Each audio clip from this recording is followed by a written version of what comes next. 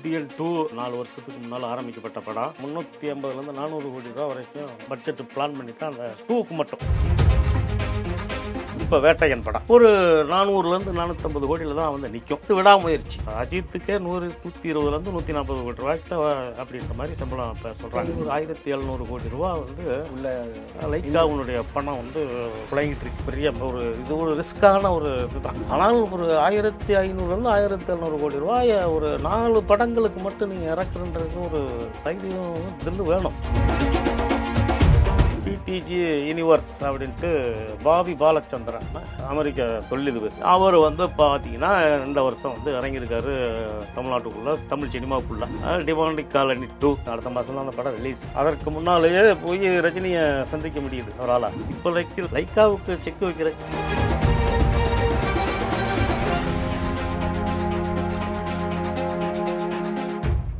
இயல்பான சினிமா நேயர்கள் வணக்கம். இன்னைக்கு நம்ம கூட மூத்த பத்திரிகையாளர் பரமேஸ்வரன் தான் நம்ம கூட இருக்காரு. வாங்க அவர் கூட பேசுவோம். சார் வணக்கம் சார். வணக்கம். நல்லா இருக்கீங்களா? நல்லா இருக்கேன் சார். நீங்கள் எப்படி சார் இருக்கீங்க? நல்லா இருக்கேன் தம்பி. சார் முதல் கேள்வி என்னன்னா, ஐகா ப்ரொடக்ஷன் சுபாஸ்கரன் சார் வந்து இப்போ என்ன மாதிரி படங்கள்லாம் பண்ணிட்டு இருக்காரு? அவர் பண்ணிட்டு இருக்கக்கூடிய படங்கள் என்ன நிலைமையில இருக்கு?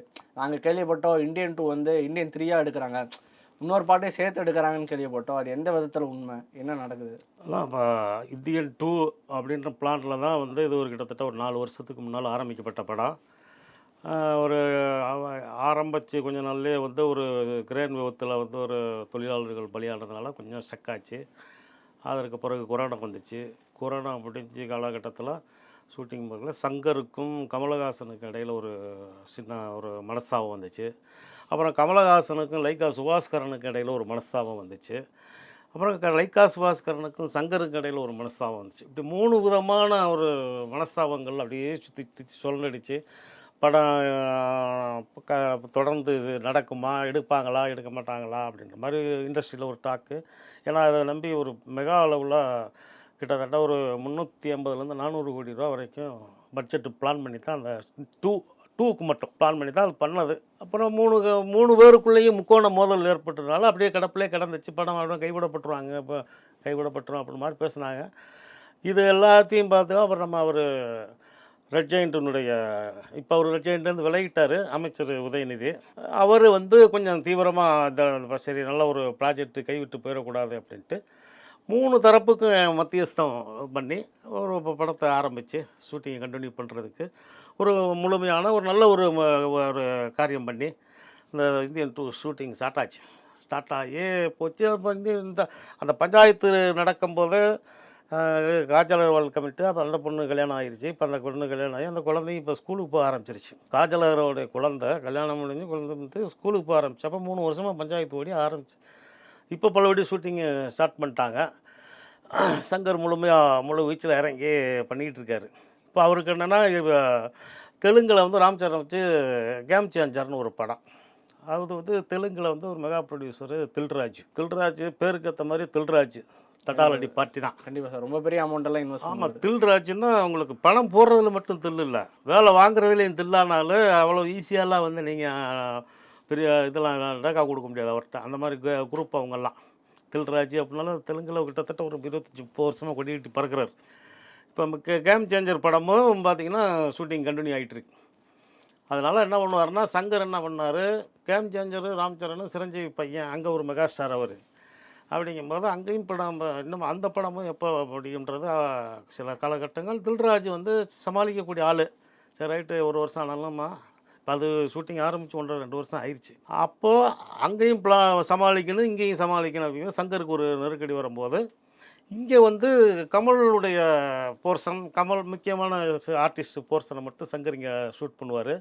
மித்த ஆர்டிஸ்டுகளுக்கு வச்சு அந்த போர்ஷன் பூரா வந்து சங்கருடைய உதவியாளர் வசந்தபாலன் தான் மெயினாக பண்ணார். பிறகு அறிவழகன் அப்படின்ற மாதிரி ஆட்கள் அவரோட அசிஸ்டண்ட் வச்சு பண்ணார். ஓரளவு நெருக்கி வந்துருச்சு. வந்து முடியும் போது இந்தியன் 2 சரி எப்படியும் 2024 ஜூன் ஜூலையில் ரிலீஸ் பண்ணலாம் அப்படின்ற மாதிரி ஒரு பிளானில் இருந்தாங்க. ஏன்னா ஏப்ரல் மேலே வரைக்கும் இந்தியாவில் வந்து ஐபிஎல்ங்கும் போது பொதுவாக படங்கள் ரிலீஸ் ஆகாது. ஜூன் ஜூலையில் பண்ணணும் அப்படிங்கும்போது என்ன பண்ணார், திடீர்னு இப்போ ஒரு 3 மாதத்துக்கு 3 மாதத்துக்கு முன்னால் தான் இந்தியன் 3 கண்டினியூ பண்ணிடலாம் அப்படின்னு சங்கர் சொல்லி அதற்கு உண்டான வேலைகள்லாம் பெரிய பிரம்மாண்ட செட்டுகள்லாம் சென்னையில் ஒரு இப்போ தனியார் பிரசாத் லேவல் நடந்து பிரமாண்ட ஒரு அரங்குகள்லாம் நடந்து இன்னமும் ஷூட்டிங் இது செட்டு வேலையும் நடக்குது, ஷூட்டிங் வேலையும் நடக்குது. அப்படிங்கும்போது இப்போ 3 அப்படிங்கும்போது நீங்கள் 3ஐயும் முடித்து இந்தியனுடைய 3ஆம் பாகத்தையும் முடித்தா தான் 2ஆம் பாகம் எது வரைக்கும், அப்புறம் 3ஆம் பாகம் எது கிளைமாக்ஸ் என்ன, அப்படி கிளைமாக்ஸ் வந்து 3ஆம் பாகத்தில் வச்சுக்கணும். அப்படிங்கிறது 3ஆம் பாகமும் இப்போ ஓடிக்கிட்டு இருக்கு. அப்படி இப்படின்னு பார்த்தீங்கன்னா 3 பாகமும் போட்ட பட்ஜெட்டை இப்போ 400லேருந்து 425 கோடி போட்டு 625 650 கிட்ட நெருக்கி வந்துருச்சு பட்ஜெட். போயிட்டுருக்கு. இது ஒரு இது லைக்காவுக்கு. அடுத்து நம்ம இப்போ வேட்டையன் படம், ஞானவேல் டைரக்ஷனு, அமிதாப் பச்சன், பகத் பாசில், ரொம்ப பெரிய ஸ்டார் காஸ்ட். பெரிய ஸ்டார், மல்டி ஸ்டார் தான். இப்போ அதில் அப்படி எப்படின்னு பார்த்தீங்கன்னா சம்பளம் அப்படி ஷூட்டிங்ஸ் எல்லாம் அப்படி சம்பளம் பார்த்தீங்க குறைஞ்சது இதுவும் ஒரு 400லேருந்து 450 கோடியில் தான் வந்து நிற்கும். இப்போ இடையில கேமராமேன் நீரவ் ஷாவுக்கு மயில் திருமேனிக்கு ஏதோ கொஞ்சம் குறைச்சலாகி கேமராமேனை மாற்றிட்டாங்க. அஜர்பைஜானில் ஃபுல்லாக ஷூட்டிங் ஃபுல்லாக அங்கே தான் 90% அஜர்பைஜானில் தான் நடக்குது. அப்பப்போ வந்து ஏதாவது சின்ன ஒர்க் மட்டும் இங்கே நடக்குது. இப்போ அது ஒரு இது. இப்போ அப்படி பார்த்தீங்கன்னா அஜித் சம்பளத்துலேருந்து எல்லாம் சுருட்டி கிழித்து பார்த்தோம்னா அது ஒரு 400லேருந்து 425 450 கோடியோட நிற்கும். இது 3 சரிங்களா. அடுத்து இதுக்கடையில் லால் சலாம், சார் ரஜினி வந்து கௌரவ தோற்றம் தான். அவருடைய பொண்ணு ஐஸ்வர்யா அவங்க டைரக்ஷன் பண்ணுறாங்க. அவர் கௌரவ தோற்றம் தான். மற்ற விஷ்ணு விக்ராந்த் மற்ற ஆட்கள்லாம் இருக்கிறாங்க. நீங்கள் ரஜினி கௌரவ தோற்றம் தான். இப்போ அது ஏற்கனவே சொல்லியிருக்காரு அவர். அதாவது இது வந்து என்னையை முன்னிலைப்படுத்தி இந்த படத்தை வந்து வியாபாரம் பண்ணாதீங்க, என்னை முன்னிலைப்படுத்தி வியாபாரம் பண்ணாதீங்க, என்ன இதுக்கு உண்டானது என்னவோ அதுக்குண்டான மட்டும் வியாபாரம் பண்ணுங்க அப்படின்ற மாதிரி அவரே ஆரம்பத்திலே சொல்லிட்டார். இருந்தாலும் எப்படி பார்த்தாலும் ரஜினி வந்து ஒரு 125 140 கோடி ரூபா வாங்குறாரு அப்படின்னா இவங்க லைக்கா வந்து அந்த அளவுக்கு இவர் வேணாம்னு சொன்னால் கூட ஒரு 80 கோடியிலேருந்து 90 கோடியாவது கொடுப்பாங்க. கண்டிப்பாக அவருடைய போர்ஷன் வந்து முழு போர்ஷன் கிடையாது. கௌரவ தோற்றம் தான் மகளுக்காக பண்ணுறாரு. அதுபோக கபில் தேவ் பெரிய மோஸ்ட்லி புகழ்பெற்ற கிரிக்கெட் பிளேயர், அவர் ஒரு சின்ன ஒரு கேமியோ ரோல் மாதிரி ஒரு சின்ன வர்றாரு போலுக்கு. இப்போ அவருக்கு ஒரு கௌரவத்துக்கு நீங்கள் அவரை கௌரவப்படுத்தணும் அப்படிங்கும்போது அவருக்கு ஒரு சம்பளம் ப்ளஸ் ப்ரொடக்ஷன் காஸ்ட்டு அப்படி எப்படி பார்த்தாலும் நம்பி ஒரு 200லேருந்து 225க்குள்ளேயாவது வந்து நிற்கும். சரிங்களா. அப்போது இது ஒரு 600 அஜித் சார் 3 பாகம் 600 கோடி ரூபா அஜித் சார் படம். ஆமாம். வேட்டையன் வந்து ஒரு 450, அப்புறம் விடாமுயற்சி ஒரு 400 450, லால் சலாம் இது ஒரு லால் சலாம் கிட்டத்தட்ட 1500 1700 கோடி ரூபா வந்து உள்ள லைக்காவுனுடைய பணம் வந்து இன்வெஸ்ட் பண்ணி புழங்கிட்டு இருக்கு. பெரிய ஒரு இது ஒரு ரிஸ்க்கான ஒரு இதுதான் வேலை தான். இப்போ அவரை பொறுத்த லைக்கா சுபாஸ்கரனை பொறுத்தளவு பெரிய 900 கோடிக்கு அதிபதி தான். சரிங்களா. ஆனால் ஒரு 1500லேருந்து 1700 கோடி ரூபாய் ஒரு 4 படங்களுக்கு மட்டும் நீங்கள் இறக்குறன்றது ஒரு தைரியம் தில்லு வேணும். அது எப்படி வேணாலும் முடிவு எப்படி வேணாலும் இது இருக்கும், அதை சமாளிக்கக்கூடிய இது இருக்கணும். என்னதான் மல்டி மில்லியனாக இருந்தாலும் ஒரு பல்காக ஒரு 1000 கோடி அப்படிங்கும்போது ஒரு ரிஸ்க்கான சமாச்சாரம் தானே. இப்போ அப்படி இருக்கும்போது தான் இவன் வந்து லைக்கா சுபாஸ்கரனுக்கு செக் வைக்கிறதுக்கு வராரா இல்லை போட்டியாக வராரா எப்படி வராருன்னு தெரியாது. பிடிஜி யூனிவர்ஸ் அப்படின்ட்டு பாபி பாலச்சந்திரன் ஒரு அமெரிக்க தொழிலதிபர், அவரும் இன்வெஸ்ட் பண்ணுவார். அவர் நம்ம தமிழ்நாட்டினுடைய தூத்துக்குடி மாவட்டம் நாசரத்து தான் ஊர். அவருக்கு ஒரு 18-20 வயசில் அமெரிக்கா பக்கம் போனதாக சொல்கிறாங்க. அவர் வந்து உலகத்தினுடைய முன்னணி சைபர் கிரைம், அதாவது போலீஸ் துறை, இராணுவத்தின் அமைப்பு, உளவு அமைப்பு, இந்த உளவு அமைப்புகளுக்குரிய சாஃப்ட்வேர் சப்ளை பண்ணுறக்கூடிய பெரிய நிறுவனத்தை வந்து அமெரிக்காவில் நடத்தி அவர் ஒரு 15,000 கோடிக்கு அதிபதி அப்படின்ற மாதிரி சொல்கிறாங்க. அவர் வந்து பார்த்தீங்கன்னா இந்த வருஷம் வந்து இறங்கியிருக்காரு தமிழ்நாட்டுக்குள்ளே, தமிழ் சினிமாவுக்குள்ளே.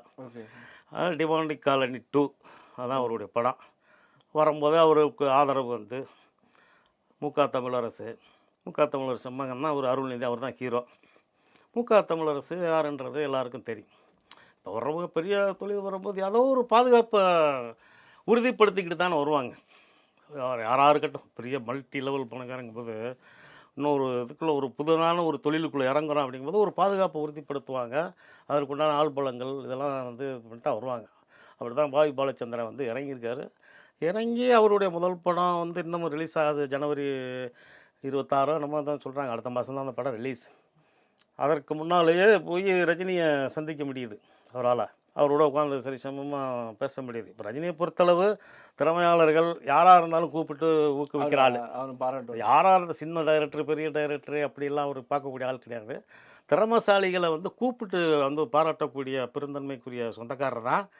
இருந்தாலும் இவர் ஒரு பெருந்தனக்காரர் அப்படின்னால யார் பாபி பாலச்சந்திரன் அப்படிங்கும்போது சந்திக்க முடியுது.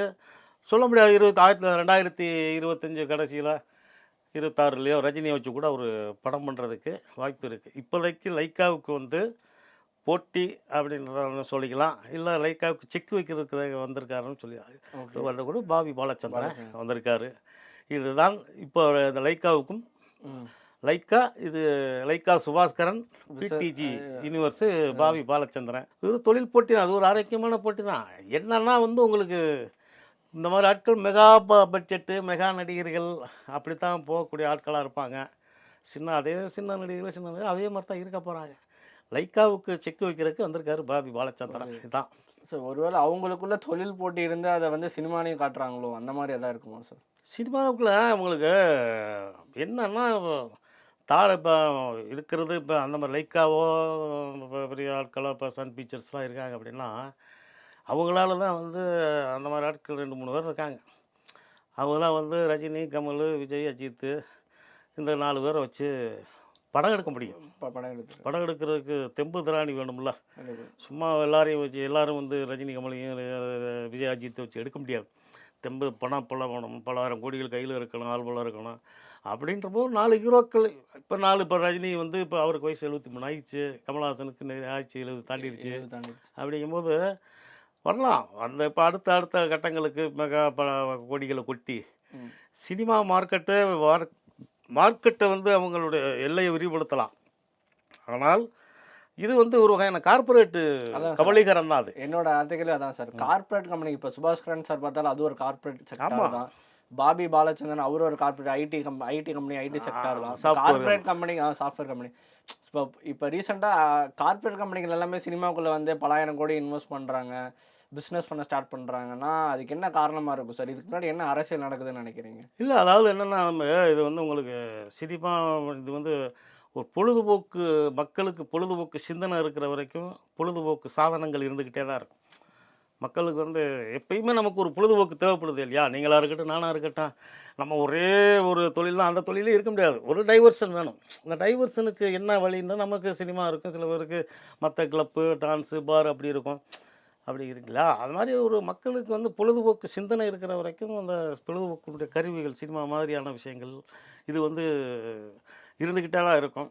சினிமாவில் வந்து உங்களுக்கு பெரிய தொழிலதிபர்கள்லாம் வந்து இறங்குறான். ஒரு சில பேர் என்ன பண்ணுவான், கணக்கு காட்டுறதுக்காக சில பேர் படம் தயாரிக்க வருவான். நட்டக்கணக்கு காட்டுறதுக்காக சில பேர் நட்டக்கணக்கு காட்டுறதுக்காகவே சில தொழிலதிபர்கள்லாம் இருக்கான். அவன் அங்கிட்டு பலாயிரம் கோடிகள் கொட்டும். சரி, அங்கிட்ட இந்த பக்கம் அங்கிட்டு ஏதாவது ஒரு 100 கோடி லாஸ், 200 கோடி லாஸ்ன்னு ஒரு கணக்கு எழுதிக்கிட்டு அப்புறம் மற்ற விஷயங்கள் எல்லா வகையான அந்த இதெல்லாம் கிடைக்கும்ல சினிமாவில். எல்லா வகையான இதுவும் புகழ் கிடைக்கும், பணம் கிடைக்கும், புகழ் கிடைக்கும், மது கிடைக்கும், எல்லாமே கிடைக்கும். அது ஒரு வகையான ஒரு உலகம் அவங்களுக்கு. அப்படிங்கும்போது போகும். ஆனால் இது வந்து கார்பரேட்டு கைகளில் போய்கிட்டே இருக்கிறது வந்து ஆபத்தான ஒரு விஷயந்தான். நியாயமான ஒரு படைப்பாளிகள், திறமையான இயக்குனர்கள் இவெல்லாம் வந்து காலப்போக்கில் வந்து மறக்கடிக்கப்பட்டுருவாங்க. அதான் சார் நானும் கேட்க வரேன். இப்போ கார்பரேட் கம்பெனிக்கு உள்ளே வந்தாங்கன்னா அவங்க பணம் சம்பாதிக்கிற நோக்கில் தான் வருவாங்க. அப்போ வெறும் காசை மட்டுமே மையமாக வச்சு தான் அவங்க ஃபுல்லாக செயல்படுவாங்க. இப்போ நல்ல படங்கள் இருக்கும், நல்ல படங்களோட டைரக்டர் இருப்பார், நல்ல படங்களோட தயாரிப்பாளர் இருப்பார், ஸ்கிரிப்ட் ரைட்டர் இருப்பாங்க. அவங்க பாதிக்கப்பட நிறைய வாய்ப்பு இருக்குல்ல சார்? அதைத்தான் சொல்கிறேன். அவங்கெல்லாம் காணாமல் போகிறதுக்கு உண்டான வாய்ப்புகள் வந்து அதிகம். அது நல்லா ஒரு திறமையை மட்டும் நம்பி, உழைப்பை மட்டும் நம்பி, எழுத்தை மட்டும் நம்பி, ரைட்டுங்களா, எழுத்தை மட்டும் நம்பி இந்த திரைக்கு நம்ம ஒரு கதையை நம்பி அழுத்தமான ஒரு படைப்புகளை கொடுக்கக்கூடிய திறமசாலிகள் வந்து காலப்போக்கில் வந்து மறக்கடிக்கக்கூடிய வாய்ப்புகள் நிறையா இருக்குது. ஏன்னா இது வந்து ஒரு குதிரை ரேஸு, இந்த மாதிரி சீட்டு விளையாட்டு மாதிரி தானே சினிமா என்ற அது ஒரு வகையான பாதையும் ஒரு இதுதான் நம்மளுக்கு.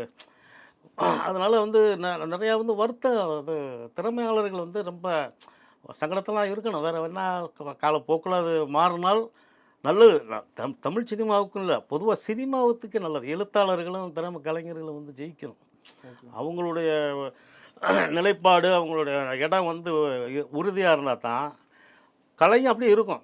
இல்லைன்னா வந்து கொஞ்ச நாளில் இப்போ 400 கோடி 500 கோடி போட்டு படம் எடுத்து 2 வாரம் அது தூக்கி போடு, அப்புறம் ஒரு 500 கோடி இறக்கு அப்படிங்கும்போது எல்லாராலையும் வந்து இப்போ நீங்கள் அந்த வேலையை பண்ண முடியாதுல்ல. இப்போ லைக்கா வந்து 1700 கோடி இறக்குறாங்கன்னா அடுத்து இப்போ வர பாவி பாலச்சந்திரன் அடுத்து 2000 கோடி கூட இறக்கலாம். சரிங்களா? இது அவங்களுக்குள்ள வேணால் அது கௌரவ மோதலாக இருக்கலாம். ஆனால் திறமையாளர்களுக்கு வந்து காலப்போக்கில் வந்து அது எப்படி மன ஒதுங்கி தான் இருக்காங்க. ஒரு நம்பிக்கை வெளிச்சம் எங்கேயாவது தெரியும்ன்றதுல பயணப்பட்டுக்கிட்டு இருக்கிறாங்க. ஃபியூச்சரில் இந்த நிலைமை மாறும்னு நினைக்கிறீங்களா? ஒரு நாள் இந்த கார்ப்பரேட் கம்பெனிகள்லாம் சினிமா விட்டு போயிடுவாங்கன்னு நினைக்கிறீங்களா? அதாவது இப்போ நீங்கள் பார்த்தீங்கன்னா இப்போ ஓடிடின்னு ஒரு விஷயம் இருக்குது பார்த்தீங்களா? அந்த ஓடிடியினுடைய கவலைகரை வந்து இன்னும் கொஞ்சம் நாளில் தெரிய ஆரம்பிச்சிடும். அது வந்து செல்ஃபோன் கம்பெனிக்காரனே இப்போ வந்து அதை பண்ணுறான். இப்போ ஒவ்வொரு ஓடிடி பிளாட்ஃபார்முக்கும் நீங்கள் வந்து பார்த்தீங்கன்னா புதுசாக வந்து அவன் ஒரு இப்போ நமக்கு தெரிஞ்ச ஏர்டெல்லாம் 400 ரூபாய்க்கு நம்ம இருந்துச்சு, 84 ரூபாய்க்கு இப்போ 900 ரூபா நம்ம ஆகிட்டான்னு வைங்க. இப்போ ஒரு இன்னொரு பிளான் இப்போ ஓடிடி பிளாட்ஃபார்முக்குள்ளே போகும்போது அதில் ஒரு சிக்கல் இருக்குது. ஒவ்வொருத்தரும் ஒவ்வொரு நெட்வொர்க்காரனும் இதை வச்சுருப்பான்ல, அவன் டக்குன்னு அந்த ஏதோ அந்த ராம் கம்மியாகுதுங்கிறான், ஜிபி கம்மியாகுதுங்கிறான், இன்னைக்கு உள்ளது உங்களுக்கு பயன்பாடு முடிஞ்சு போச்சுன்னு தகவல் வருதுன்னு நிறைய பேர் நண்பர்கள்லாம் அதான் சொல்கிறாங்க. இன்றைக்குள்ள ஜிபி உங்களுக்கு முடிய போகுது அப்படின்னா, ஒன்றுமே பண்ணலையடா அப்படி அப்படின்னு கேட்டால் முடிய போகுது அப்படின்றான். என்னென்னா எங்கேயாவது ஒரு ஆப்புக்குள்ளே போயிட்டு இப்போ நம்மளுடைய காசு அப்படியே கொஞ்சம் கொஞ்சமாக சுரண்டப்படுது இல்லையா? அப்படிங்கும்போது ஓடிடியினுடைய இப்போ ஓடிடி வந்து அமேசானு, நெட்ஃப்ளிக்ஸு, டிஸ்னி ஹாட்ஸ்டாரு இவெல்லாம் கார்பரேட் கம்பெனிக்காரன் தான். மற்றதெல்லாம் லோக்கல் தான். இப்போ அவன் வந்து உங்களுக்கு இந்திய மார்க்கெட்டை குறி வச்சு தான் எல்லா பொருளும் வர்றான். இந்தியாவில் இருக்கிற 120 கோடி ஜனங்க 140 கோடியில் ஒரு 85லேருந்து 90 கோடிக்கு மேலே தான் 110 கோடியாக நம்ம செல் பயன்படுத்துகிறதா ஒரு புள்ளி உரம் இருக்குது. இப்போ அந்த மார்க்கெட்டை வச்சு வர்றான்.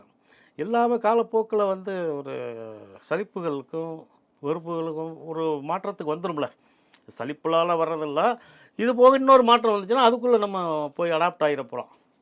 அதுக்கு ஒரு வாய்ப்புகள் இருக்குது. ஏன்னா கார்ப்பரேட் வந்து உங்களுக்கு கொஞ்ச நாளைக்கு போட்டு பார்ப்பான். இதுக்கு முன்னால் நிறைய பெரிய ஆளுகள்லாம் வந்து பார்த்தான் கார்ப்பரேட் கம்பெனி. இப்போ நீங்கள் ரிலையன்ஸே வந்து பார்த்தீங்கன்னா ஒரு கட்டத்தில் ஒதுங்கிட்டாங்க. குறிப்பிட்ட காலம் தான், இன்னொரு மாற்றம் வரும்போது இன்னொருத்தர் வந்துட்டு போகிறேன், அவ்வளோதான். சரி, அதை ஏற்றுக்கிறது தான் வேணும். இவ்வளோ நேரம் நான் கேள்விக்கு பொறுமையாக போது சொன்னீங்க. இதே மாதிரி வேற ஒரு வீடியோவில் மீட் பண்ணலாம் சார். நன்றி. நன்றி, வணக்கம்.